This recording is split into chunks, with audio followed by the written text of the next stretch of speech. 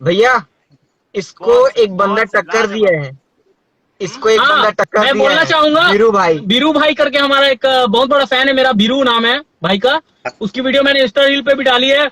उसकी एक बार वीडियो जितने भाई लोग जाके सब देखे जरूर, आप लोगों को बहुत मजा आएगा, बहुत एंजॉय करोगे, ये मेरा प्रॉमिस है। क्या जहर आदमी है वो। बीरू भाई को अगर मेरे को सुन रहा है तो बहुत सारा दिल से प्यार। जिसकी वीडियो शिव भैया ने शेयर की थी वही क्या? एक हाँ, मैं शिव भाई को भेजा था व्हाट्सएप पे।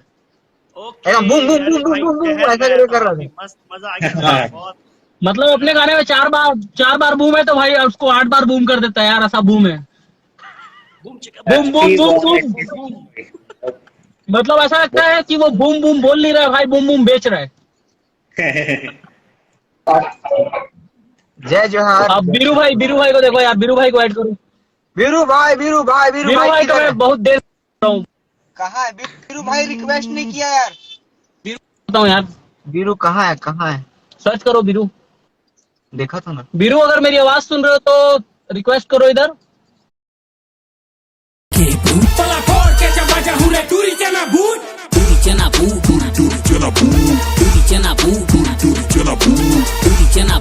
Duri